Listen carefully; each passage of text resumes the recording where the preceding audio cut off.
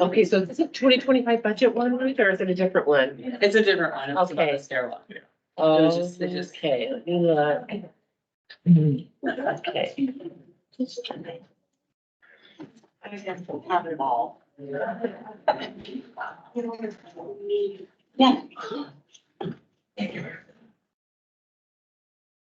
I'm really proud of the group for engaging in the conversation.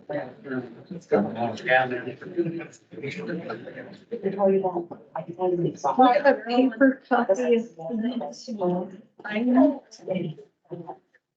Got a good one. All right, everybody, it's 6 o'clock and I'd like to call this, Yeah. or this workshop.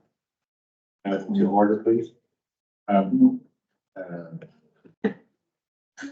Roll call, please. Carter, Here. Ellis, Yes. Dakin, Washkin, Here. Lawrence, Mackey, Morrison, Here. Newville, Carcini, Here. Fredo, Here. Cedar, East. He'll be right back. Just a minute. Taylor. 4. Here. Mr. Cedar, would you like to make your presence known? I am here. Thank you. Thank you. Also here. Oh, Councilmember Taylor. Ellis. Thank you. I did hear from council members who weren't, he wasn't going to go tonight. Do we have to have a motion to excuse in a workshop? Okay, thank you. Have one. All right, you want to stand for the pledge of allegiance, please?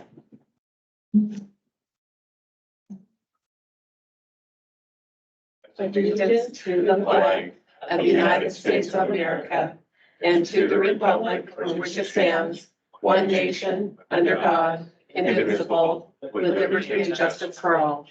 They moved the flag. Yeah, I moved it because I found it right over there. All right, we have a presentation from Chief. All right, thank you very much. So tonight, we've got our EMS health service workshop that the council requested. This is going to be kind of broken down into two different parts for us this evening. First part, we're going to kind of dive into the EMS utility rates a little bit more than what we did with FCS when they did their presentation here a couple weeks ago. Excuse me.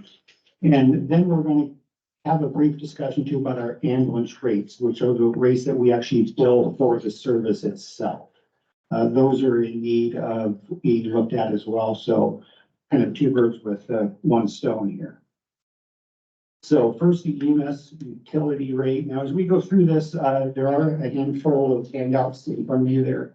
You should have one that's an EMS revenue review, an ambulance rate comparison, and also a draft resolution to look at as we go through this. So we will be referencing those as we go. So a little bit of budget overview of how the fire department operates within its budget is we actually live in two different budgets, the general fund fire budget and then the EMS budget. As was talked about by FCS is, you know, we can use general fund monies to help subsidize EMS operations, but it's only a one-way street. We cannot go the other way. So you cannot use EMS funds to help pay for general fund fire things. So an example would be, we could use general fund to buy medical supplies, but I can't use EMS funds to buy fire hose because it's not an EMS expense. So, so that's where when we talk about the subsidy later on, that the general fund is providing in EMS, that's what is happening is we are using general fund monies to help subsidize or pay for EMS items. We do have the ability, where eligible, to split allocate certain expenses. And split allocation being is we can take an expense and pay for it partially out of general fund fire and partially out of EMS. Currently, we use a allocation split of 31% general fund fire and 69% EMS when we do that. Those types of things that we are able to split allocate is going to be some of our employee expenses. We can do that with some supplies and equipment, depending on what it is. A computer, for example, instead of just paying out of one budget, we can pay out of both budgets for this allocation rate because it's used in both arenas. And then some of our general operation expenses, utility payments, water bill, things like that, we can split allocate. So we take advantage of that when we can. When we get more into the EMS budget, we have really 4 of the main revenue streams there that we have. And this is going to be kind of pictured within that first handout, which is the EMS revenue review sheet. The first one is the EMS availability fee or the utility rate, which that's what we're kind of concentrating on here tonight in the first part. That makes up roughly about 48% of our revenue on average since 2018. The next one is our the ambulance and emergency aid fees billing. That is the charges that we're going out to the patient when we respond and transport somebody. That's another 24%. The next highest one for us is the GEMT program, the Ground Emergency Medical Transportation Program, at like 18%. That is a state program that helps supplement our agency for Medicaid transports. When we get into the ambulance billing portion of this, you'll see where Medicaid pays very low. So this is a program the state has that helps supplement that. So it's a big thing for us there. And ambulance charges, those are EMS contracts for services to our outlying areas that we cover, and that makes up 4% there. The rest of the income is it's a hodgepodge of other smaller ones, but I just wanted to call out, well, those are our big 4 places that we get our revenue from. In our revenue since 2018, we did receive upwards of $1.4 million of COVID funds. Those were, you call it one-time funding streams that we got over a couple of years that we are no longer getting. Those were a great help to us at the time, helped us kind of get through kind of a rough patch there because of COVID, and also helped kind of contribute to us having a very healthy reserve as well. But those are funds that we can't count on coming in anymore. And again, like I said, we've got the handout there for you. It's a little more detailed dive into that there. So a little bit of history on the utility itself, since that's the main focus there. Just kind of how we got it and where we've ended up today. So pre-2004, I'm not exactly sure when we started a EMS utility for the city. I can't really find it. My guess is the early 90s, somewhere in there, but I've got no documentation that really calls that out. But in 2004, it's what we refer to commonly as the Kennewick decision. There was a lawsuit that went to the state Supreme Court against the city of Kennewick, who had an EMS utility, and the state Supreme Court invalidated their utility because of the rate structure. So every EMS utility in the state was very similar at that time, and they were all found to be unconstitutional. At that time, the city of Aberdeen created a refund program where fees that had been collected through the utility, citizens could come in and get a refund, and we went through that process using reserves we had at that time to refund any money that we could. Quickly thereafter, the state legislature reauthorized an EMS utility in RCW and got down into details of rate structure, and you're treating it as a true utility. I think before that happened, it was kind of a fly by the seat of your pants. Hey, let's do this. No really structure to it. Part of that legislation was having a cost of service study being done to determine what your rate should be. So in 2006, the city of Aberdeen, we did our first official EMS cost of service study. It came out, and actually that was done by FCS, the same company that we're using today.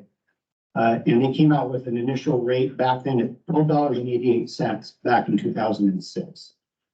I mean, that we kind of creeped up, and we'll get more into the history of the rate as well.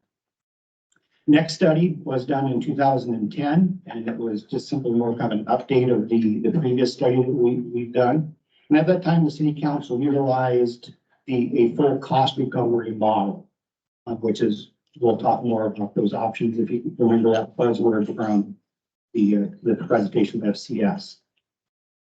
So cost of service studies should be done more frequently. 5 years or so seems to be the window when we really want to be doing that. Again, our last one was in 2010. When I kind of took over the reins in 22, identified fairly quickly that we hadn't done one in a while and we needed to probably do that. But at that time, we deferred it internally because of the RFA. It was like, why go through the effort of doing a study, paying for a study, and then the RFA was to pass at that point. Well, the RFA was going to have to do one, basic duplication of effort. So it was deferred until after the RFA vote. As we all know, that did not pass. So we made the decision to say, okay, now let's move forward with our study, and that's where we're at today. Rate increases over the years, again, going back to 2006, it started out at that $12.88. And through the cost of service studies that have been done and internal adjustments through the budgeting process, we've slowly creeped up over the year. It has not been a steady increase every year. Tends to be every 2 to 3 years or so. Bump it up a little bit, bump it up. Some years it bumps up at a higher percentage than others. But that's just the model that the city has used since that 2006 and 2010 studies. But no really deep dive into what the rates should be and a systematic way to help your rates keep up with the rising cost of operations and inflation. So getting more into a little bit the utility rates itself. And again, if you guys have any questions, please stop me. I'll have a tendency to ramble on through all of this. So yell at me and I'll answer some questions as we go. So the utility rates as presented by FCS, talk a little bit more about these. Again, based on that comprehensive analysis of our operations, our revenue, our expenditures, and our level of services that we're providing, all that spelled out and born really out of that RCW. Nice thing about our study is that it's not static. This is what you should be today. We do have some assumptions built into that going into the future to help keep up with inflation and rising costs. We tend to look at them without the study. It's like, what do we need today? This is a really good thing for us to be able to forecast to help keep up with the rising costs. They did provide us those 3 options. First one being the full cost recovery, partial cost recovery, and what we're kind of calling the status quo, which is kind of keeping what we're doing today into the future. All options, remember, do use the fund balance, our reserves at EMS to help keep the rate lower. We did initially have options come to us that did not include that, but as staff, we thought that it would be a bad idea not to use those reserves. They were too big. We need to buy them down to get them more to a realistic level. So using those helps us keep our rates down.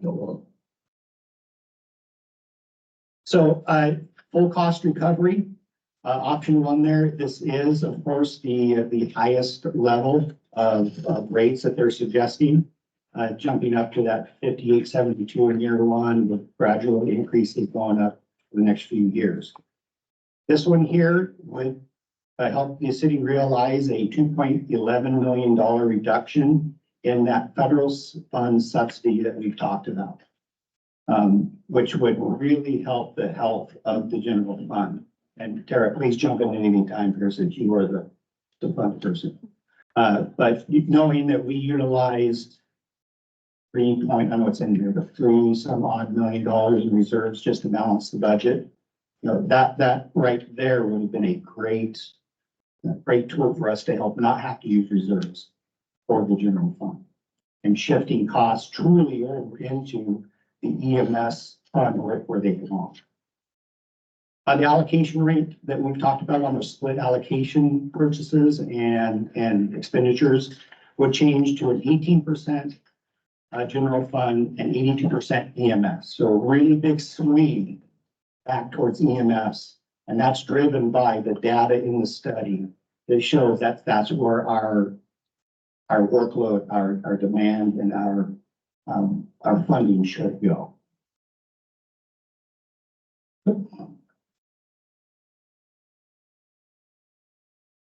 Okay, so option number 2 was the partial cost recovery. The rate on this is kind of that midpoint between option 1, the full cost recovery, and kind of staying in the status quo, just keeping up with what we're doing. Takes the rate up to 45.30.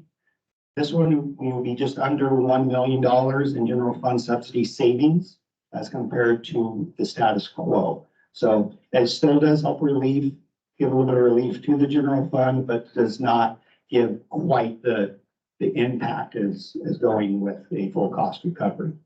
Allocation rate for this one is a 31.69% split, which oddly enough is where we're at today. That's the one we're using. That came out of the last study in 2010, what it was set at. So it just, to me, it was just kind of funny how this one ended up being the same allocation rate. So with that being said, what we would not realize is savings to the general fund and our day-to-day operations from being able to have a heavier allocation to EMS for those eligible expenses. So it really stayed the same in that level. The next one is the option 3, the status quo. Again, no reduction in the general fund subsidy, so we would still be, in theory, with our 2024 budget, looking at that $3.7 odd million revenue, or I'm sorry, reserve usage. And with this one, our allocation rate actually goes a little heavier into general fund. So instead of 31, we'd be up to 42%.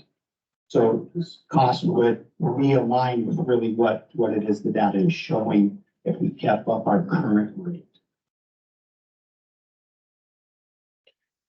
So kind of throwing them all together on the same chart here on the next slide is, it does show that each one has a bit of an increase, and depending on which option, year 1 increase, it changes.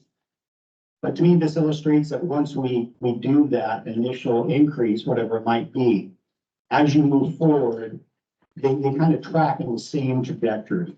So it's not one raises really that much faster than another one. Very similar trajectory, if you will, moving forward to the next years. So it just comes down to the idea of what level do we want to start at. Can I ask a question of the council? Do all of you know what departments, divisions, programs are funded by the general fund? Like, do you guys have an understanding of that? That's police, that's parks and recreation, community development. That the general fund affects all of that. Okay. Yep.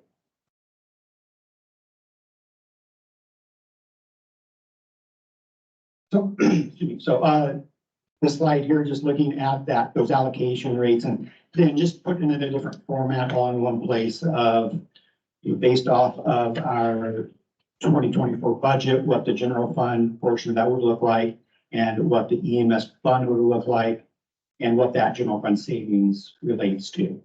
So as we go down, it's more general fund dollars, less EMS dollars. And again, decreasing amounts of relief to the general fund as you go down.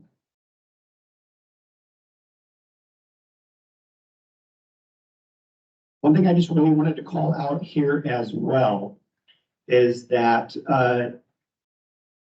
looking at our proposed rates in comparison to other cities that have a EMS utility. Yes, ours tends to be towards the top, but many of these cities they operate much differently than we do, and also they have different revenue streams than we do.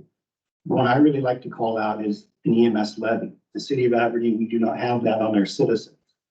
So Oakland, for example, has a 50 cents per thousand. Actually, I believe it's at 40 cents per thousand EMS levy that they're imposing on their citizens. And we're getting 300 and some odd $1,000 from them. All the way up to Mercer Island has an EMS levy that they're getting $5.3 million out of.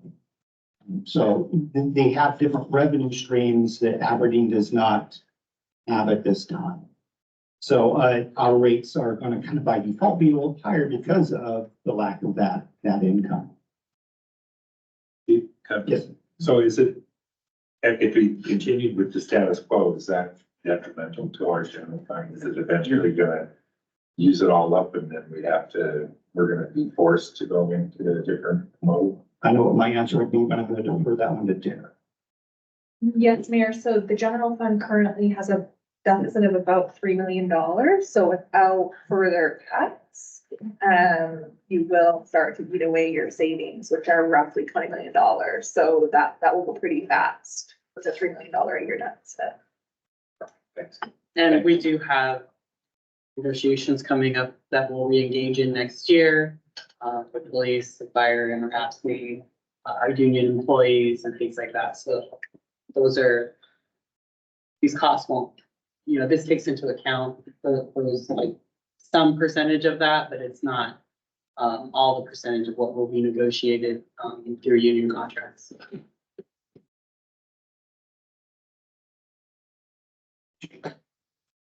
Chief Golding. Yes, sir. I don't know if this is the appropriate time, but can you give us an overview of everything that falls under and is expensed for EMS? Does that include all EMS personnel salaries and benefits, all EMS equipment, ambulances, So, yes, medical I can give you kind supplies? of the nutshell version of that. You got it? Yeah, I can, so, right now we allocate by employee.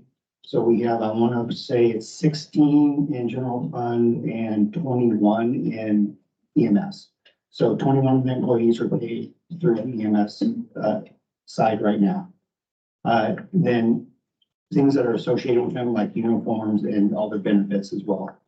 All EMS supplies, of course, so a Band-Aid to medication, all of that sort of stuff.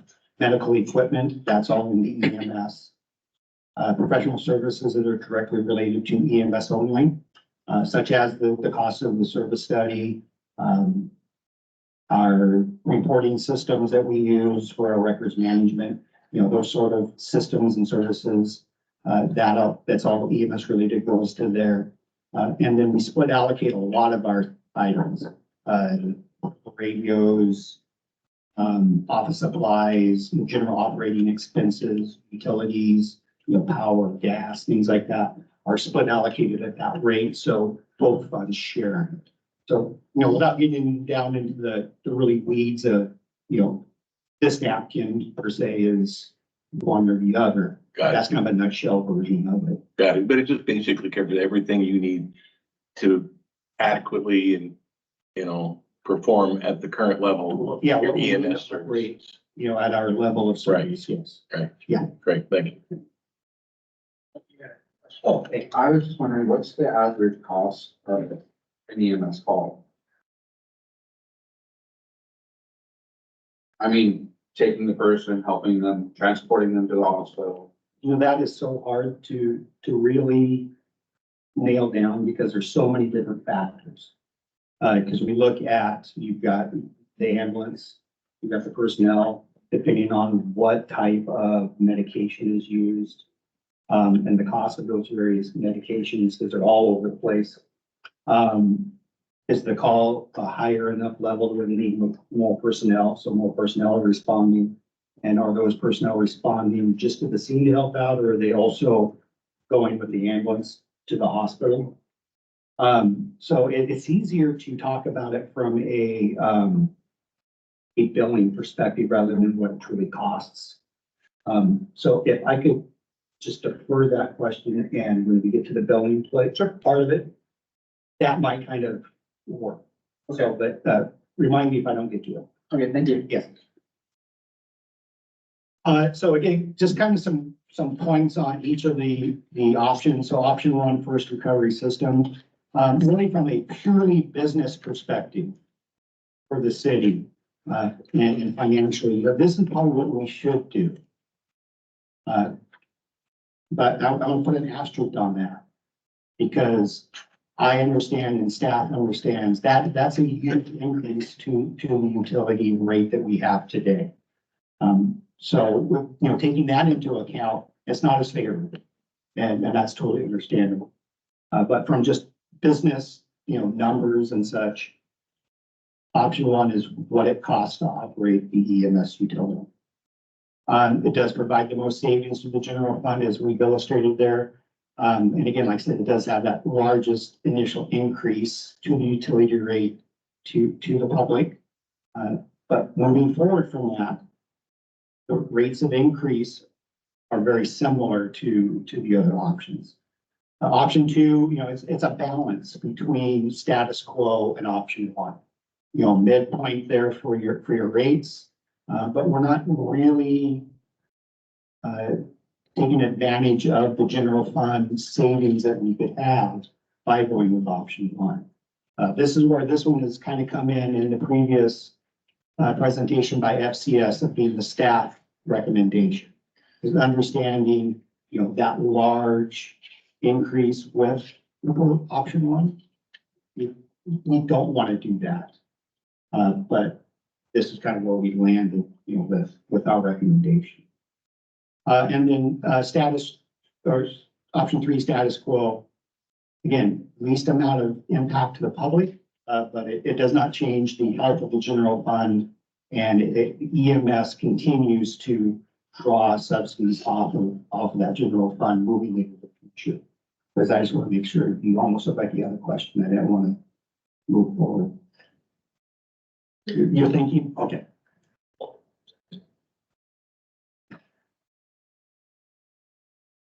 So why doesn't Aberdeen have a levy? Couldn't we do that too, You instead could, of increasing rates? you could do a levy, but that's going to be voted on by the public.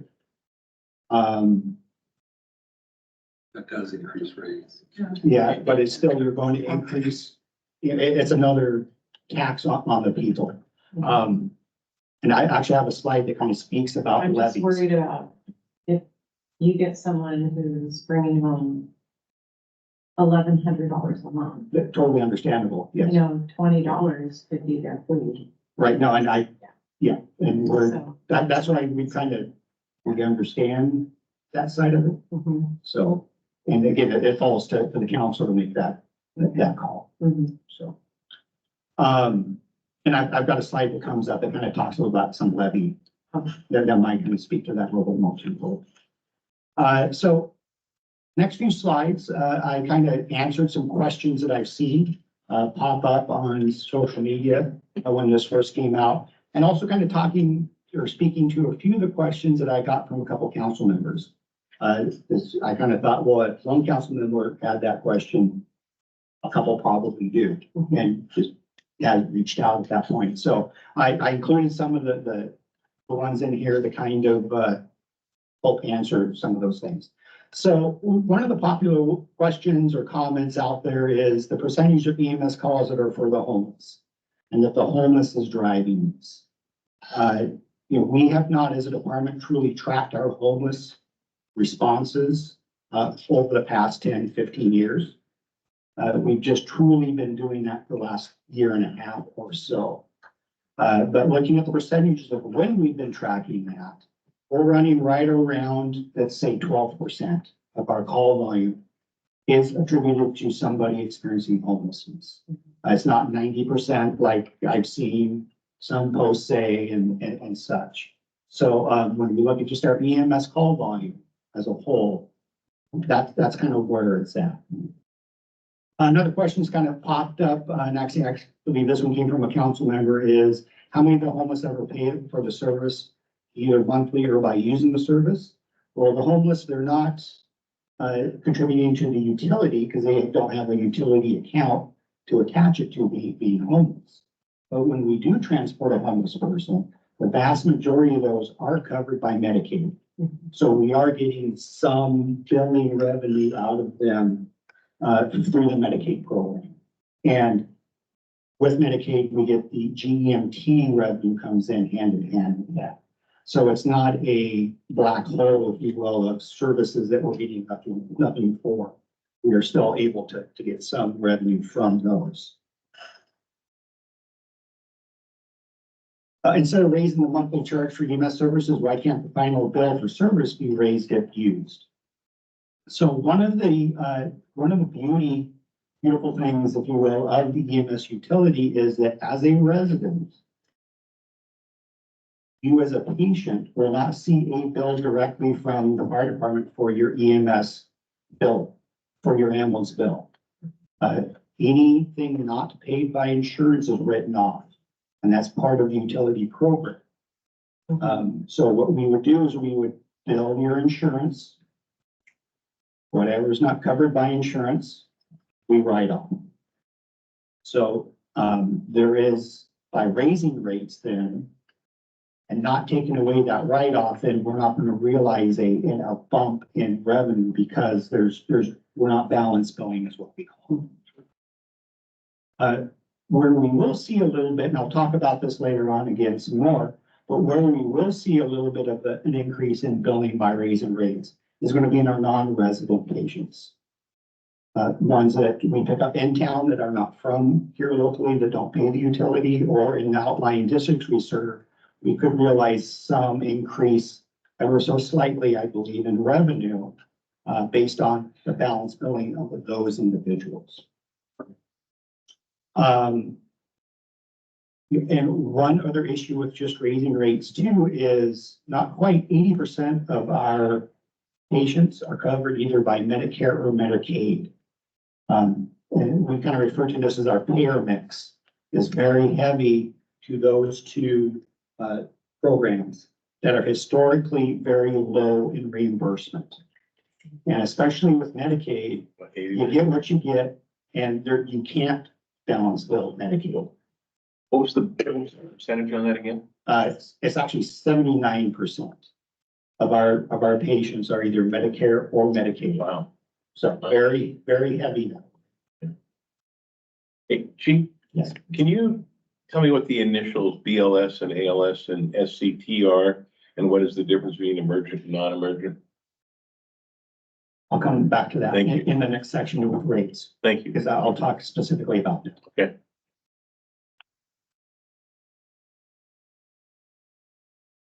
Another question that's come up is, can we just use more reserves early on to keep the rate down lower rather than a systematic down the road? We could, but what you would end up having, or what you would end up seeing is if you keep our rate stagnant for a couple of years until we burn through those reserves, then we'll be in a position where we have to really have a drastic increase in, say, year 3, just, not knowing what the future will hold. But year 3, for example, you might have to have a really big increase to keep up with the cost of the service. So, that is an option for the council to do. I don't recommend it. I don't think Tara is going to jump on board with that. Just because you're just kicking the can down the road. And I think you would see a larger increase potentially when you had to.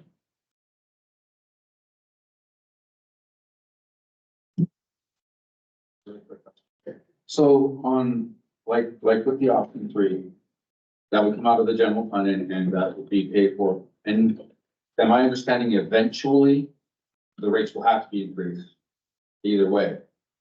But yeah, no matter what option you go with, rates will have to increase to keep up with. But I mean, if we go option 3, the rates will have to be increased higher because we've used the general fund. Well, I think I know where you're going. At some point, if we keep on this track, Tara, correct me if I'm wrong, but at some point when the city on the general fund side of things burns through our reserves and there's the need for them, and then there's nothing to draw to help subsidize, you'll be forced to have to do that. Right. You either have to increase rates, increase revenue, or cut services. So you do not have to have an EMS utility rate at all. You could say, we don't want to have one, Right, but then- subsidized, you have no services, or you're subsidizing at 100% with the general fund and taking resources away from the general fund, which we already know is really strapped. So it truly is a balancing act of where is the middle ground? Looking at at like break-even points, how many more utility customers would we need to be able to like function at, option 3? Give me a few minutes. Sure. Full day. While you're working on that, Councilmember Sedor had asked about another option, which was, if I remember correctly, would have been between 2 and 3 and how that might pencil out. I don't recall at the moment if it was exactly something like a middle ground between 2 and 3 or between nothing and 2 or 1 and 2. But, you know, we're just, I know I was kind of generally asking the general question of if the council wanted to propose somewhat different rates, either somewhat higher or lower than the middle option, is that available to us? And I believe the chief said, yes, it was, but obviously we'd have to go back to maybe the consultant and have them recrunch the numbers and all that. So. Right, and going back to this slide I have up here, which kind of goes back to the idea of using more reserves early on, that I kind of, in essence, is what I believe Councilman Sedor was referring to. And that would be a byproduct of finding a lower rate somewhere else, is you're going to be using those reserves at a higher rate. So down the road, you're going to end up again with this more of a drastic increase. So what I'm seeing is this horrible catch-22 where we have to raise rates to make expenses, but we raise rates and we drive people out of our community. And then ultimately we lose there. And so that's why I asked Kara the question, how many more units do we need? Because 5,500. we know we need more housing, and that's a lot of housing. A lot of housing. And I would also like to add to that is that if we added, say, 5,500 more, utilities, that's actually not, you gotta look at the operational side of that too. We are now, and I heard someone say adding Oakland to us. Yeah, then we are running call volume for that population too. So we are getting, so it's this balancing act of, 5,500 more utilities. I'd love to see it on that side of it, but the operational side of it, we have to take that into account too. So as long as we're talking about wishes and fishes, if the Congress would change the structure for reimbursement for Medicaid and Medicare, so where it's in line with actual costs, that would help the whole country. Because it's not just us having this. Right. Yeah, correct. And Councilmember Ellis, I remember what I had really asked about was the percentage increases annually in future years. Like it was front loaded more in the first couple of years, I believe, and less in years like 3, 4, and 5 down the road. Right. And I was wondering, well, if we increased it somewhat less in the first couple of years after the initial bump, instead of a 5 or 6% increase, it was only 3 or 4%. And but the latter years were maybe only a 2% increase, if those got bumped up to 3 or 4%.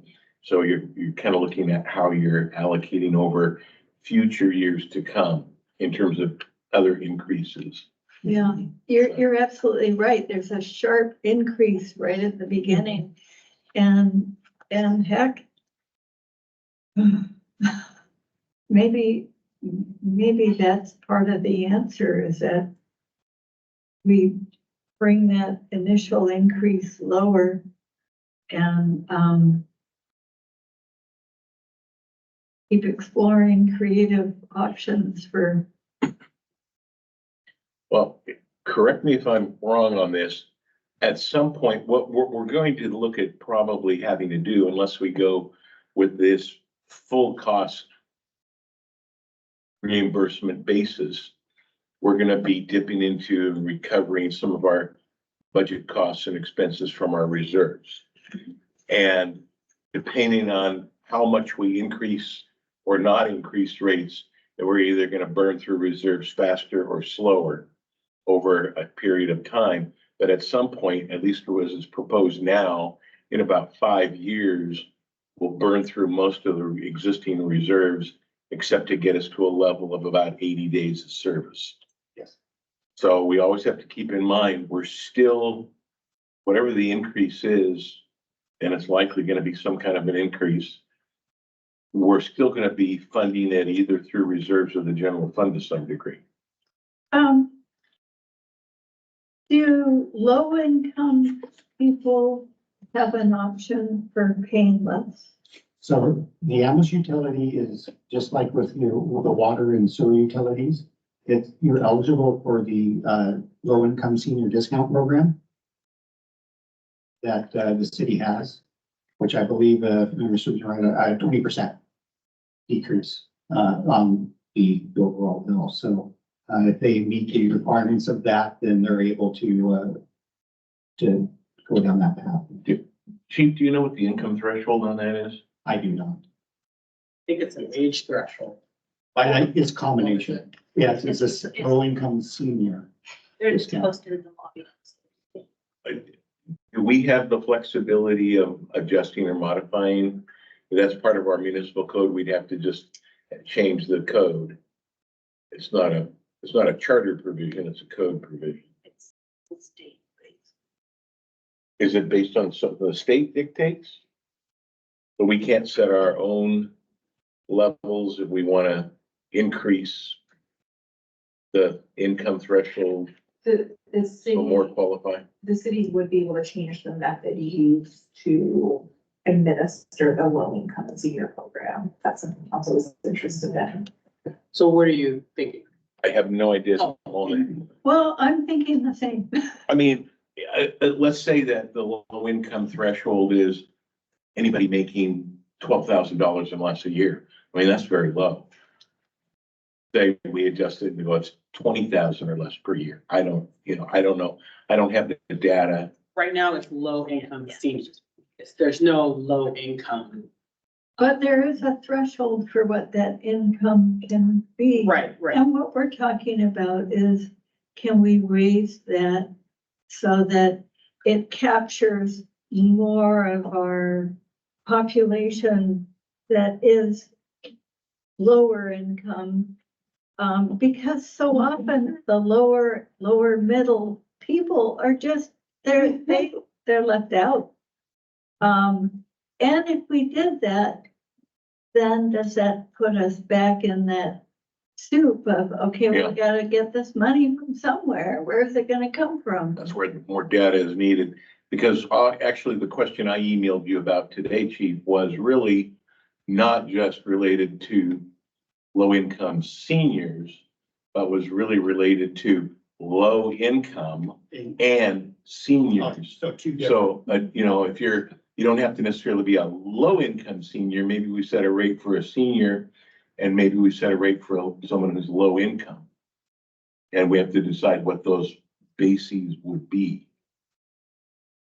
Chief, was there anything we had with coming to a consensus tonight on which option we prefer that will be brought forth to council, or are you going to bring all three options to the council? Well, so in a early world, if you guys come up with consensus tonight, we could kind of start to move with that. But I totally expect you guys are going to want to go and chew on this a little bit. And then we can bring this back up at the next meeting as discussion and maybe a motion then, well, it would have to be motion at that point anyway. To what flavor you could go with. Okay. I'm assuming that we have a count to some degree, at least, currently those who have applied for and are receiving a rebate on other utilities for being low income seniors or on the EMS utility. But do we have data in the city of how many would be qualified, all citizens at some income level. We wouldn't know everybody's income levels, Yeah. and we don't necessarily know how many, I guess, we should have the demographics from the census in terms of age and Yeah, income. you get some ranges and, you know, like, Yeah. but as far as the hard numbers. Maybe some of that can come from CAP, because CAP is paying the difference for a number of lower income people's utility bills. And they could, from them, we could find out how many families there are, or individuals, however they track that. Yeah, that's probably, it seems to me, a different issue, a different question. Because it's really, those are only the people in the most probably desperate straits who are actually seeking services from a social service agency rather than a direct rebate from the city. It would be a program that people would have to apply for. Yeah. It will be just when you apply to those rates. Moving on. Thank you. One question came up, can we create different rates, for users or classifications, that put more of a burden onto the system? And I think short answer is really no. The rate's the rate. I think the only chance you would have to do anything of a different rate is going to be with a low income type program, such as the senior program we have now. Where we get a bump, if you will, from higher users of the service is in the billing. We are billing for that. So, we are generating some level, depending on their level of insurance carrier, from that. So, but, having a separate because you live in this building, because this building will go to a lot, that's going to be problematic. So this next question here, this is a little outdated because things have changed a little bit, but I have another slide that talks to the change, but talking about Hopewood a little bit is, back the first year, they had a pretty drastic jump in their utility rates. And why are ours higher? And it boils down to two main things: the size of our operation. We are much busier, much larger department than Hopewood. So it's going to take more for us to be able to operate. And the EMS levy comes into that too. So again, they have a different revenue stream that they use. So they have general fund subsidy, they have EMS levy, and they have EMS utility. So their finance coming in, they get more pots to play. And this gets into, I'm sorry, this is the backup question to what just happened in Hopewood. Is, if you're not familiar with it, is here at their last meeting, Hopewood voted to reduce their rates from what they went up to first of the year. So they rolled back, not all the way back to the $19 or so that they were at, but down to a lower level. So, but with that being said, they do have increases still in their program for the next 2 years. And oddly enough, with this rollback, their increases in year 2 and 3 for them are higher than what they would have been to higher rates. So, and I'm not sure exactly how they've done their math there, but overall, it's going to be a higher number to their rate payers than if it would have been left alone. Prior to what's happened in the city of Cosmopolis with their budget issues, were we servicing Cosmopolis area already? Yes, yeah, And that's already been factored into our rate study and our analysis as far as service levels and everything? Yes, Okay. yeah, our current operations was taken into consideration. And because of the changes in what's going on there, is anything need to be changed in terms of the numbers or assumptions? No, Okay, yeah, those assumptions are already built in. thank you. So, one comment that I saw posted out there was, people need to understand that we're already funded through property taxes for the services we provide. Well, that is partially true. You know, that's not the entire piece of it is the property taxes and sales taxes, that's just the general fund side of the fire business. It's not the EMS side. So, again, we are having these two different pots of money that we're using for revenues. So it's not all property taxes. And you know, that in and of itself does not fund the entire operation of the fire department. And I kind of threw it on here too, is just some comparable levies of what people are paying for property taxes around us. And actually Aberdeen, we're in really good shape compared to our neighbors. EMS utility, yes, would be higher than Hope Williams. Cosmopolis, by default of our contract with the city of Cosmopolis, would mirror ours. So we raise ours to $58, theirs goes to $58. Where the big difference is going to be is our property tax rate is at $1.89 per thousand.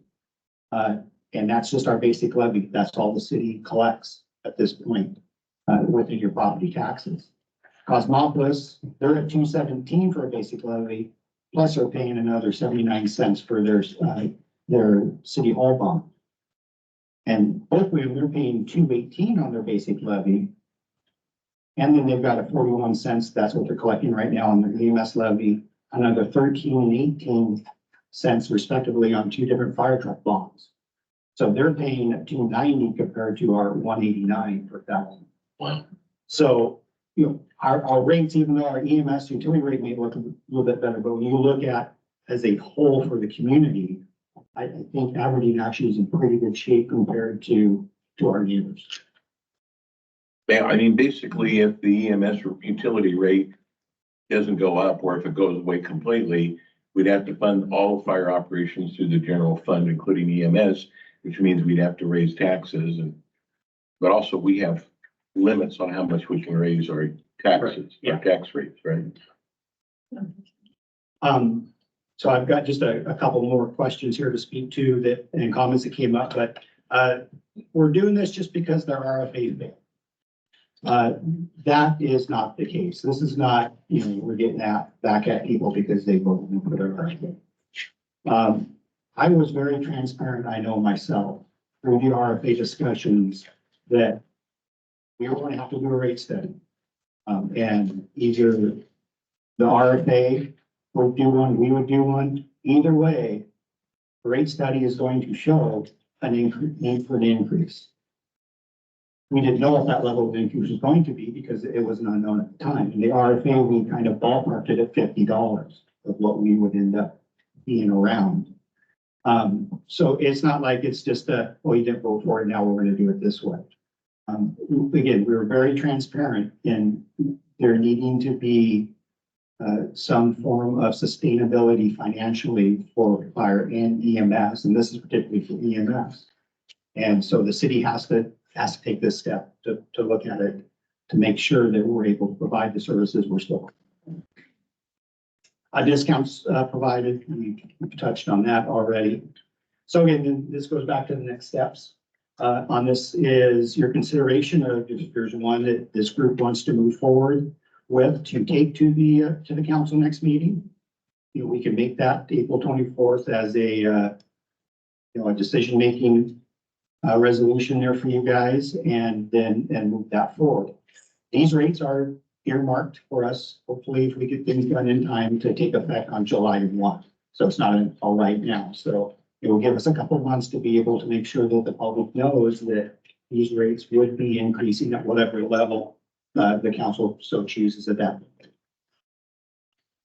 And then just each year as the rates increase, we would have to do a new resolution each year just to re-up those and following off line. Any questions on that side of things? Yeah, so, we'd have to pass another resolution next year, or we would be good through 2028. So we could, if you wanted to, we could actually go ahead and do a resolution that captures all 5 years with those built in. That is an option as well. And if for some reason there is some need to adjust those, we can change it, by a new resolution down the road. If unforeseen circumstances happen. You never know. So we could easily put them all in one resolution.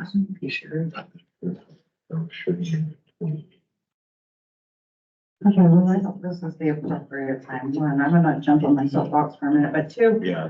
David Lawrence had some input that he wanted to provide since he couldn't be here tonight. So this is a letter he submitted to me. This is from Councilmember Lawrence. Says, I am retired and have been for 5 years. While I was employed, I received a COLA, which helped with rising prices. Usually these raises had to do with health and welfare increases. Now that I'm living on Social Security and my retirement pensions it doesn't seem to be any COLAs that up my monthly income.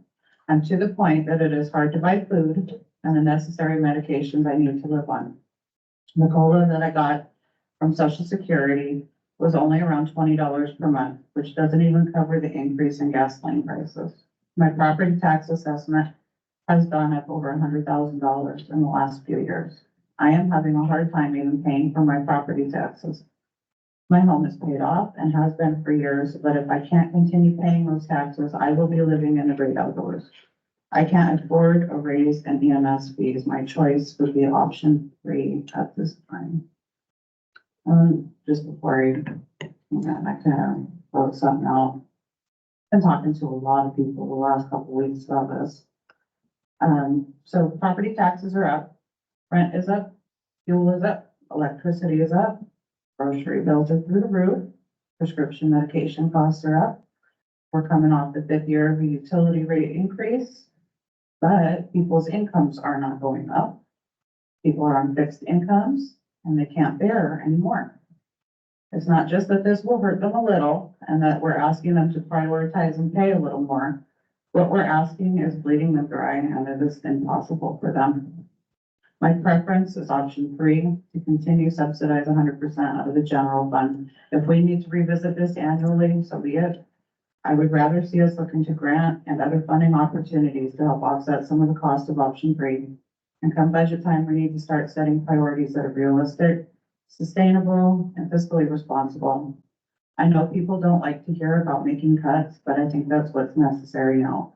We can't put everything on the backs of our residents, and we have to start making some tough choices. We must start working with our budget the way that families do. Every penny, every single penny counts. We identified in our strategic plan that we wanted to be good stewards of the resources that were entrusted to us. This is our opportunity to do so and to acknowledge the pain that our constituents are feeling financially right now and not add on to the burden they're already experiencing.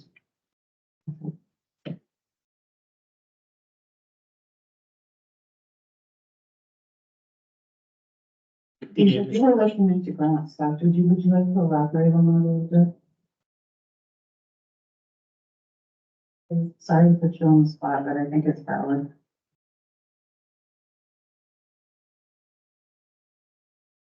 Just speak online, I was able to find several grants within moments of being online. And I just closed those out. Grant for rural communities for training for there's a lot of money out there, just like we should just look at gaps just for the last. That's basically what we apply for anything else. Not everyone, because there's some like rural communities. A lot of those we actually don't qualify for. The ones that I've run across at least. For some reason, they seem to like a 10,000 population as an example. So I've run into that quite a bit. We do try to take advantage of the grants that we see that we can. The 2 big ones that we have, we're currently, they're closed. We've applied for, and we're just waiting back is for the assistance to firefighters grant. And that was a grant for, we partnered with Grace our District 2 on that particular one. For communications equipment to help replace our outdated portable radios. It's going to be, if we're awarded $250,000 grant just to be able to do radios. The other big one we just put in for last week was, a staffing grant, through FEMA, for the tune of $2.6 million. But that is probably the most competitive fire grant out there, so we'll see. So, but that grant doesn't pay for existing employees. This is FEMA paying for new employees for a period of 3 years. So, finding grants to, cover existing employees are very difficult. The grants tend to be for equipment and things like that. When you look at our budget overall, we are 82% personnel. So that's our big ticket item. And I think that's common in most budgets is your labor force is your biggest piece of the pie. So finding grants to tackle that are problematic. Unless you are to a point to where you have issued layoff notices, then the SAFER grant, there is a provision there to retain firefighters, but you have to have already issued layoff notices and they're on their way out the door, already out the door and bringing them back. We apply for grants or attach something, I'm sorry. If we apply for grants, directly from like the 37. So what we already said, the city is getting some of that. Most of that's being driven through the police department, Chief Green. What was the last?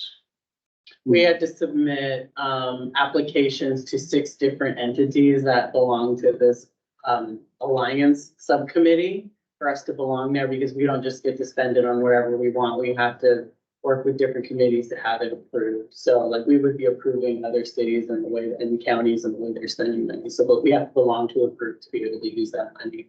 It's part of the stipulations as part of the lawsuits. Yeah. Say something on what Casey was saying is, and this is coming from me. Citizens don't want to pay more money, especially to catch a ride to a hospital. That's so terrible, if that makes sense. There's really not a lot that's offered by more money out of their pockets. So that really has to be put into consideration. I mean, a lot of these, it's a lot. Especially over time. I mean, no matter how you look at it, I mean, even with Oakland, if they're going backwards, a couple years down the road, when you compare those initial rates and new rates, obviously they're making up money on that way. So it seems like there's that target goal down the road that no matter what, that's where it's envisioned where you want the money to be going. And then another thing too, with the general fund, I mean, if we're spending around 25 grand a month to clean under the bridge, that seems silly too, to ask more people to keep taking more money for continuous problems. That's what I gotta say on that. Thank you. I think what I'm seeing here is just how interconnected everything is. And you can't just separate out one thing without it impacting at least one other or the whole pie. So for example, if 12% of the fire EMS budget is going for homeless people, the more the city can get those homeless people into a stable environment and reduce that 12% expense down to 2, pick a number, but substantially less, then that's one way we can lower our costs, right? Yeah, if you're reducing the overall call volume, if you will, then yes, you could realize some reduction in cost in operating. And by having a location, a shelter or a location, you'd be removing the issue from downtown. I mean, ideally you would be, and that would allow for more businesses or entrepreneurial shift down in the downtown area, which could result in sales tax increase, which directly goes to the general. I was gonna say, it looks like 60 to 70% of the patients pay the same as the homeless. You know, 60% are on Medicare, so it doesn't matter whether they're homeless or not. We're going to collect the same amount. I just wanted to be that when I mentioned the homeless, I wasn't talking about the homeless themselves. I was talking about the fact that we're just basically throwing that money away every month. Just to clean up trash continuously over and over and over and over again. So people already been paying into that kind of money. You know, I like option three, so option three makes sense. If the EMS utility fees that are being collected now, those are utility billings that go out. Is that based on water meters that we have connections in the city, or? Pretty much, yes. Yeah. Yeah, So it's one, generally, if you like one per residence. yes, but if you have an apartment building that has 15 units in it, but only one water meter, they are being billed 15 EMS utilities. It's not one. Also, but if you have one house where you have one resident, you have another house that is a family of 7, it's still just paying one fee. Yes. Yeah, and yeah, it's based off the utility connection, if you will, rather than Yeah. a population or census of that occupancy. Right. Sounds like communal living is the way to go. So I would suggest that a next step for us is to look into, if we're talking about reducing services, what does that look like? And is that something that our residents, taxpayers are going to be happy with as well? Go ahead. We have a poll that's just starting to go out now about what do citizens want as far as budgeting priorities, reduction of services or increases in fees or some combination of both or what. And it might be reasonably prudent of us to wait and see what the results of that are. What direction do the hopefully majority, but I doubt it will be a majority, some portion of our population, what is their emphasis? Is their emphasis to say, let's reduce services, or let's balance it in some way, or go ahead and increase to keep things moving without cuts? That'd be good to know. And Ruth, would you remind us when that survey is, we're asking for those results? Yeah, the survey closes on May 6th, and then we have a community budget workshop on May 1st.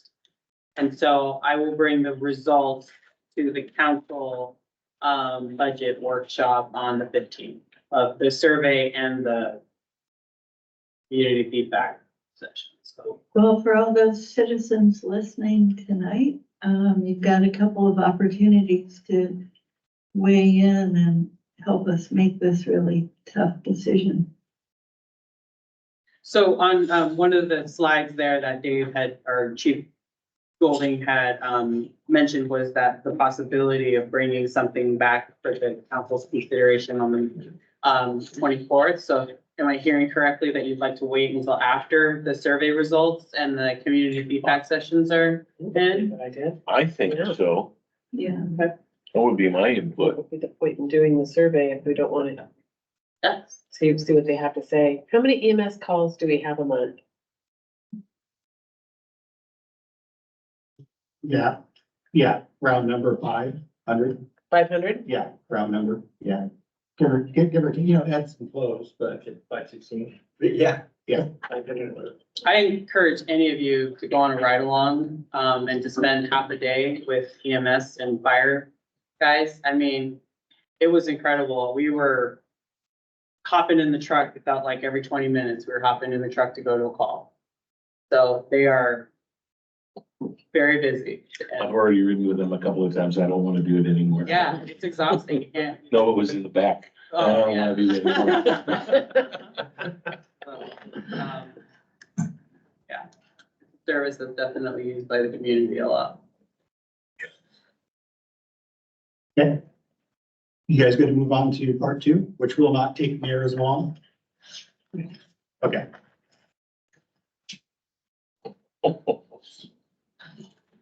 So this is the part we're gonna touch, on the actual rates themselves for the EMS billing, and our service fees. So when we respond and transport a patient, that generates a bill. Patient insurance is billed at these rates, that's set by the city's resolution. And again, for residents, any balance left over after insurance is written off.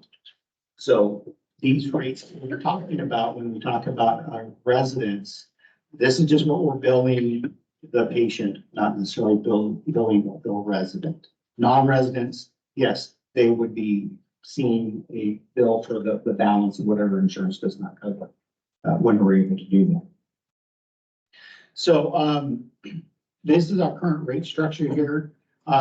So we have different levels of care that we provide, and that we're able to bill under these different levels.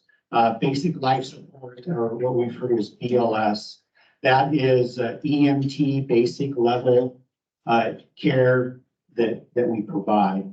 But when you get into the advanced life support, the ALS side, that is your paramedic level care. And that's broken down into two different subsets there, ALS and AFS2. So ALS in itself is again, the basic paramedic level care. An example would be you're picked up and we're starting an IV line to give you some fluids and maybe a medication, something like that. An ALS2 is going to be more involved to where if there has to be more invasive procedures such as what we call innovation of putting a tube down somebody's throat to assist them to breathe, having to give multiple medications, well more involved level of care. That's what ALS2 is. When we look at the specialty care transport, the SCTs, that is an interfacility transport that is a step above an ALS2 charge. This person is more than likely on a ventilator and has several medications running through IV pumps and such that we're transporting to a higher level care facility. And then the other rates we have there is that we have a mileage charge.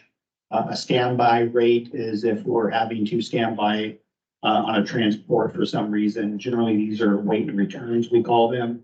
So we're transporting somebody from the hospital to imaging for an MRI and then back to the hospital. That's where this wait by or standby rate comes in.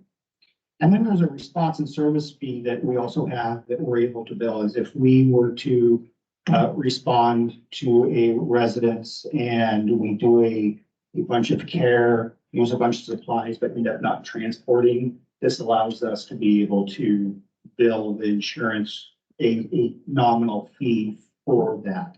That tends to be a cardiac arrest patient that we do not transport. I have a question on this. So it's $16 per mile. That's So what that we're person charging. wants to get, if that person wants to get transported from here to, has to be transported to Olympia, That's that's $16 per month. yes. Yeah, that's the one. And And so when we pick somebody up in town, it would be, say we had a call here at City Hall, it would be $16 a mile from here to community. And then if we were transporting them out of town or to whatever hospital, that mileage kicks in. and we want to move it up to, what is this, 20? Yeah, I'll get to those in a moment. Yes. Sure. But you're not charging anything extra, like, you're not saying, well, it took two paramedics at 4 hours total time. You're not charging them an hourly rate No. for their personnel. No, so it's a base rate. Yeah. So when you get to the BLS, ALS, and special care transports, that's a base rate. And then it's per mile. Or if there's a standby involved or whatever it might be, so. Yeah, is it any per mile for say from the station to the patient? No, it's only with a patient in the back. So there's not a a response mileage. Insurance all paid for. I can see that kind of gray area. Yeah, yeah. For some reason, we're always, on the road. Yeah, for some reason. Right, so when I am jumping ahead a little bit, the next handout is a rate comparison for, EMS or billing rates. There's a whole myriad of different things that can be done. A lot of places have a resident versus non-resident rate structure, which we actually used to have. But for some reason, the city went away from that. And then there's also an emergent versus non-emergent response, to where you're able to charge people a little bit more for an emergent response, which is lights and sirens versus what we call a routine response, to where maybe it's an interfacility transfer that we're just going to the hospital, driving to take a patient as a non-emergent, if you will. So looking at all of these rates, thing to keep in mind, again, we've talked about that payer mix of ours being really heavy for Medicare and Medicaid. Only 21% of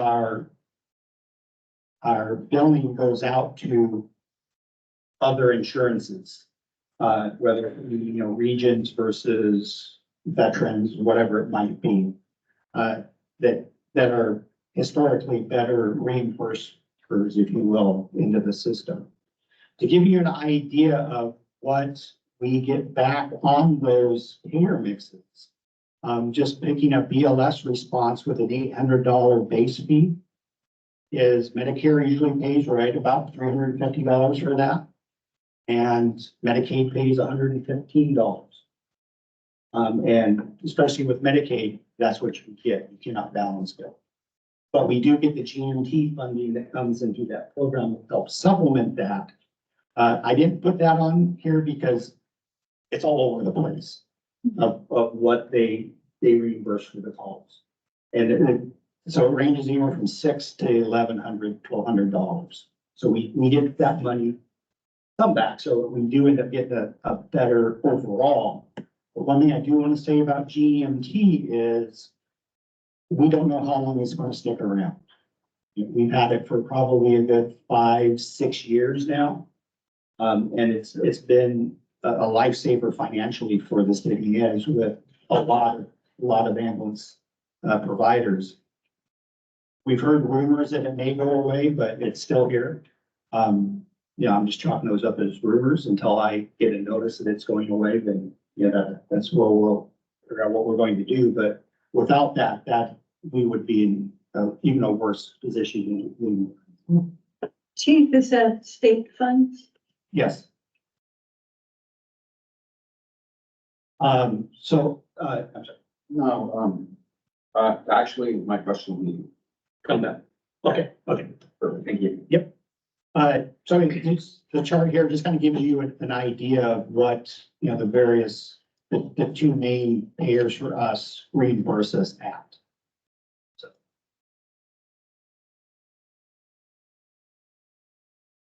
So did a quick look at this. Would you, say again what we get paid by Medicaid? Medicare was 300 and then. Yeah, so using a BLS rate as an example of $800 base rate, Medicare, we're getting $350 and Medicaid $150. For an $800 charge. Yeah, How do they get away with that? it's The government. it's state and Medicaid. Medicaid is $115 on that $800. Yes. Yeah, So what happens when we don't, because we don't see a bill from EMS, right? So, as a citizen, correct. You don't Right. see, correct, yes. and so that's what, and Medicaid is only paying 150? So Medicaid on that BLS call, 115 for Medicaid. Okay. But then we're also getting, I talked about that GEMT. Mhm. So we're getting somewhere, depending on the call, $600 to $1,200, Mhm. somewhere in there. So we're getting close to the 800 with the GEMT. But again, that's a program that we don't know how long it's going to go on for. So, Why? but it's just like any other state funding program, you don't know. And again, you just going back to the rumors of a couple of years ago, it was like, oh, it's going, it's going. Well, it's still here. Yes. So, yeah, it's just one of those things of, you never know what the state program.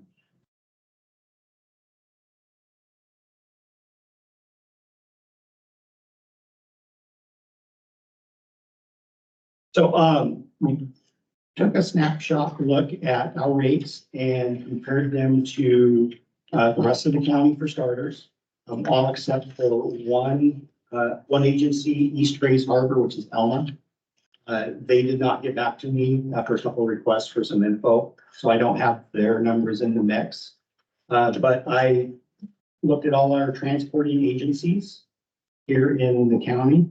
And then also kind of took a snapshot of some other agencies throughout the state that we kind of historically looked at, when we've looked at rates in the past, as well as ones that are kind of similar to us in a style of operation. So we looked at that. Recommendations I came up with outside of just the hard numbers themselves is, I think we should return to a resident versus non-resident rate structure. That those people utilizing our services that are our own people, we're gonna have a little bit of a higher bill for them. And that helps get some more income in from our outlying districts as well. So I think that's a recommendation for us, to go down the path. And, talking about the emergent versus non-emergent, I think we're okay just sticking with a flat rate for both of them. And that's, you'll see some agencies have that. I think for a billing side of things, it's going to be a little more streamlined for us to just stick with a BLS as a BLS, no matter what version it is. So what, I'm just curious, because I'm looking at all of these, mileages across here. I'm like really hyper focused on that. But what justifies, a $16 or $20 per mile fee? Right.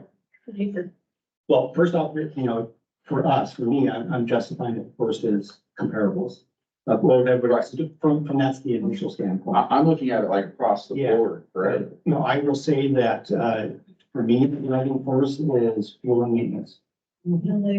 Yeah, well, and labor kind of goes into that a little bit too, but my two big things, Time. my fuel bill is cooler up, my maintenance bill is even more so. So it's the wear and tear on the vehicle, so. Yeah, because I was looking at it like $27, a mile. Yeah, there was one, I saw that, Yeah. they were a little aggressive there, A little.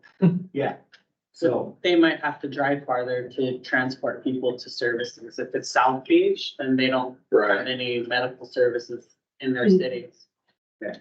And you're only charging for the one, like, while the patient's well, in yeah, the one way. vehicle, so you're Yeah. still having to take your vehicle back. Aberdeen's is still far lower than other. Yes. I can see that where the beach one, that'd be, no matter who calls it, the 12 miles, right, it's 2 blocks. Exactly. Yeah. And they're driving to the nearest hospital is us. They're driving them. So again, to be kind of back to where I was at there is sort of the emergent, non-emergent, I think we just keep it one, just to help keep it a little more simple.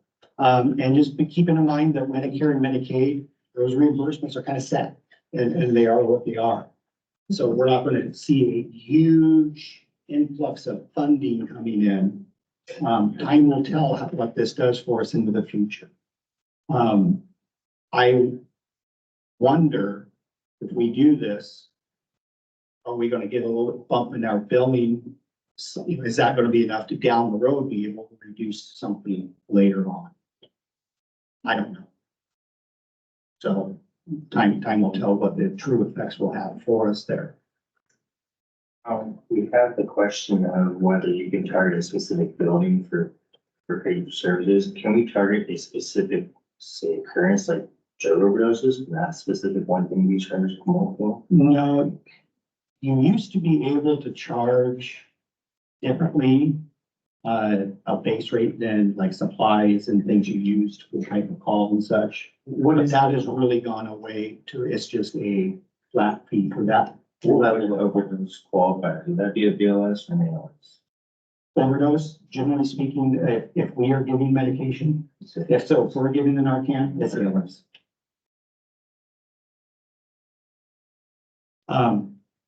So anyway, the Medicare and Medicaid stuff is going to be pretty much the same. So again, I did this comparable here to kind of see what our rates look like for the people. So I have some proposed rates I threw out here for you guys to consider. Again, this is keeping them all same across the board as far as emergent versus non-emergent, treating those the same. And increasing them a bit to take into account the non-resident side of it. When you look at the averages, that is par for the course. Because a lot of the agencies are charging more to their non-residents, so I feel that's, same for us, should be that. And just kind of bumping it up to kind of help get us close to the average of what these others are. By no means the top, but at least somewhere close to somewhat of an average. Chief, do you have any idea of what percentage of your calls or responses every year are for non-residents? And I assume that means like just visitors to the city that they don't live here?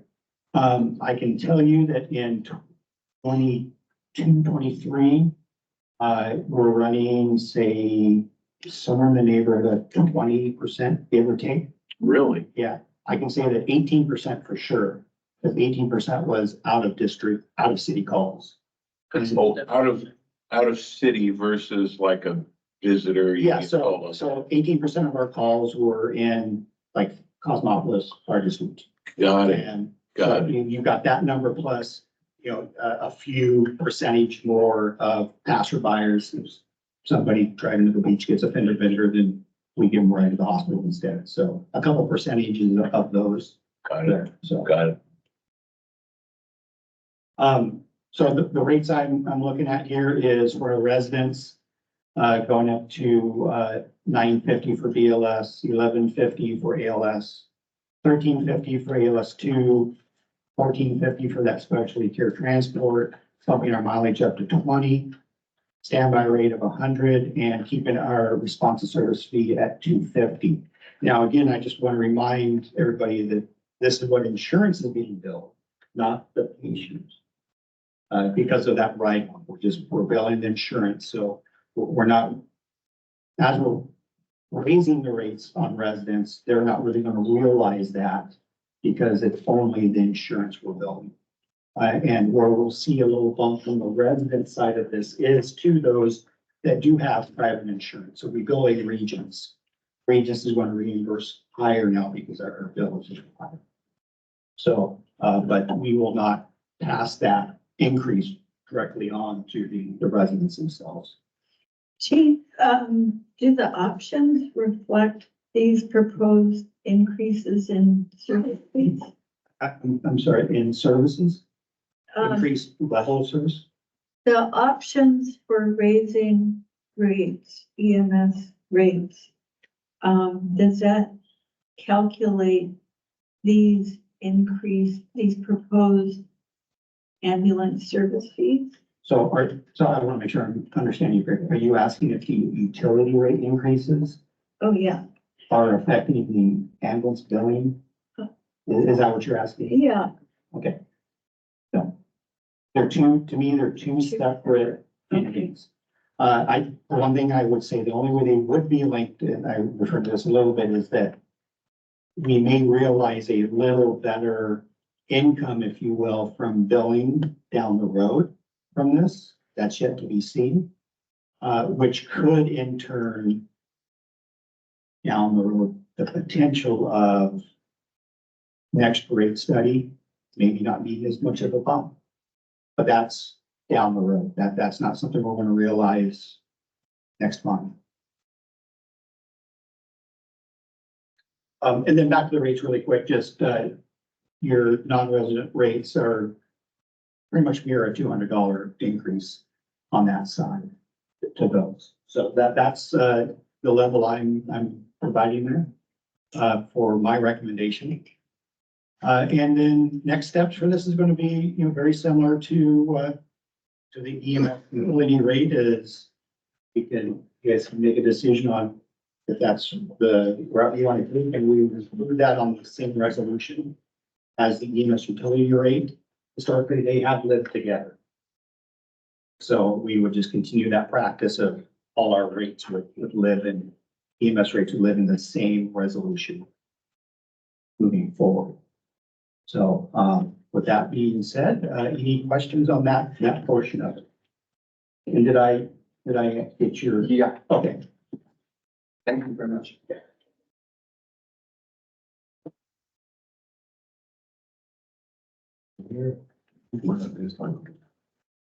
It's public hearing when we're done here is the it's kind of stuff, yeah. So I know it's a lot of information.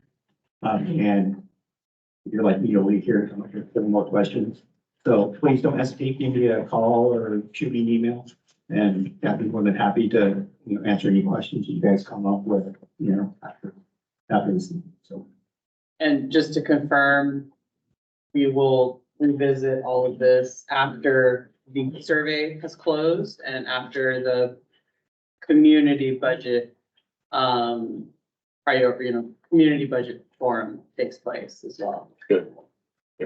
Okay. Yeah. One question, what happens if all of the people don't have insurance and can't pay it? And so it's a resident, they still do not see a bill. Yeah, so if you had no insurance, we came to you, we transported you. I don't have insurance. Well, you're paying utility, you're a resident, no bill.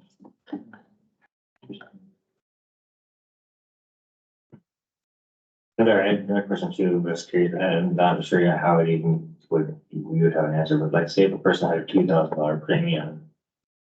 They're instead of their regions, they had to pay Oh, $2,000. like they have like a high deductible. Yeah, they had to pay $2,000 before they could even receive their insurance. Would that come back as a non-resident? Yeah, we would not bill the patient their deductible. A resident does not see a bill. Interesting. But the hospital, that's a different. Yeah, the hospital, that's a Yeah. different. Yeah, that's a whole. Yeah, our side of it, yeah, we if the insurance doesn't pay us, because a patient has a deductible, okay, we write that off because they're a resident.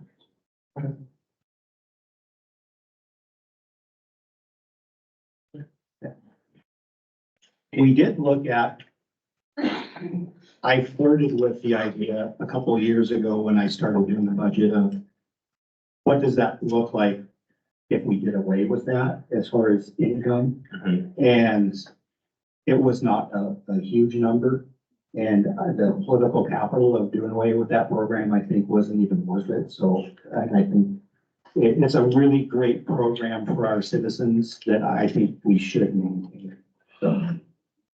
Well, you'd also have to, the city at somewhere would have to staff up to accommodate the billing processing. We do now. You- Yeah, we've got the EMS account specialist is the position that does our own in-house EMS billing.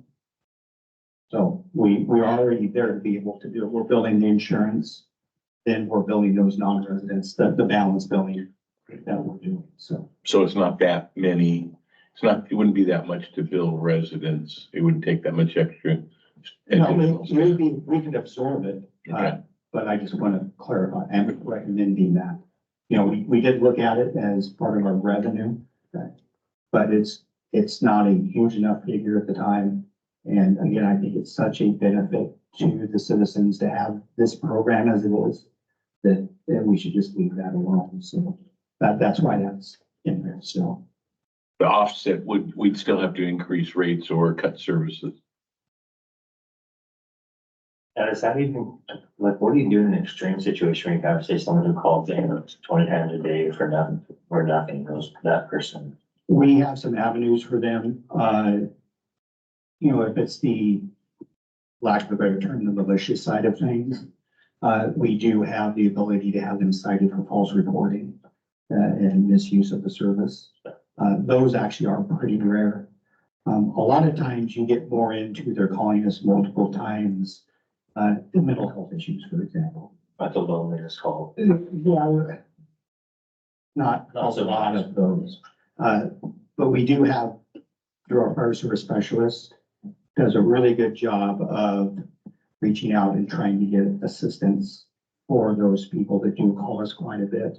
A lot of times it's people that need maybe some home care, and we're getting them access into what they need, using the fire service specialist as that conduit. So that has been, if you were on the council when that position was approved a few years ago, that's probably been about 8-9 years ago. Thank you still. I mean, that position has been more than worth its weight in gold. Just for the community. What could, and I'm not trying to really go there, but I think it's worth just kind of thinking about is what could a reduction in service look like if we had to go there? So a reduction in service, so that can take on several different avenues. You could go a reduction in service to where maybe we're not providing paramedic level care and it's just basic life support. You could go reduction in service and decreasing staffing, but that is going to create more workload on the current staff, because the calls are not going down, they're going up. So higher workload, and we already have a retention and recruitment issue based on how busy we are. And our call volume related to our staffing, that would just magnify that, I feel. So you would probably realize some reduction in labor costs unknowingly, by not wanting to. And another possibility is you have longer wait times to response to get service, and that could be life-threatening situations. Right, yeah, you get to the situation, if we're to the point to where staffing levels are being cut, then that's just less bodies able to respond. And I haven't ran the numbers yet for this past year on this particular item, but we average somewhere in the neighborhood of 48% of the time. If we're on one call, we're on 2 calls or 3 or 4 calls. So it's very common that we don't have resources available and we're asking for mutual aid from other agencies, which creates a extended response time for the patient to realize or to receive the care that they need. And they're not always available either. I just go back to my personal experiences when I was a battalion chief. There were days to where all my ambulances are busy. I've got nobody left. I'm calling Oakland and they can't respond because they're busy. And I'm calling District 2. I've had to call Montesano, and that's a long ways for an ambulance to come. So if we're not having the resources available to handle our current workload, you're going to see more of that type of thing happening to where extended response times because we're having to heavily rely on mutual aid partners from farther out. What could the model look like if you were to just charge the people who use the service? I know that's kind of asked, but I just wanted to, I don't know the last time I called the ambulance, so what could something like that look like? You're only, I know people are like, well, I don't call them medics, so why would I shouldn't have to pay for it. So I would say that at least from a financial aspect, we would have to figure a way to come up with, say, $2.4, $2.5 million to cover our current level of service and our expenses. That is what in 2023, what I've got down is we collected through the availability fee. So that we that have to make amount that would up. have to be We have passed to on make to that. those people. Make that up one way or another. You can't raise the rates that drastically, the billing rates. And then it's, yeah, where else that's just, to me, more of a general fund subsidy to keep the current level of service that the citizens are receiving. And if 80% are Medicare and Medicaid, You get their what you get. resources are very Yes. limited. Yeah. Yeah. You know, since it's utilities, if someone's late on their water bill and they've said cap is, or does cap cover just the water side or they cover the entire bill? They just cover the water, the other, this is not technically a utility, like, It's a loose term. it's, yeah, so that's just what it's called, but utilities are identified as water, sewer, stormwater. Those are considered like true utilities, electricity and that sort of thing, so. But no, when they pay to get that the water turned back on, cap only pays for the utilities, not the EMS fee. And we don't shut off. Yeah. All right. Any more discussion? I'm unfamiliar how to move on. So do I close? Do we, Okay, at this time, we'd like to open the public hearing regarding the EMS utility rate study. So if anybody has any comments, they have to keep it to what we're discussing right do you need a motion on that to open the public hearing or It's, just open? Okay. Is there anybody from the public who would like to make a comment? Is there anybody on Microsoft Teams that was online? To the podium. Okay, thank you. Go to the Oh, no, podium. right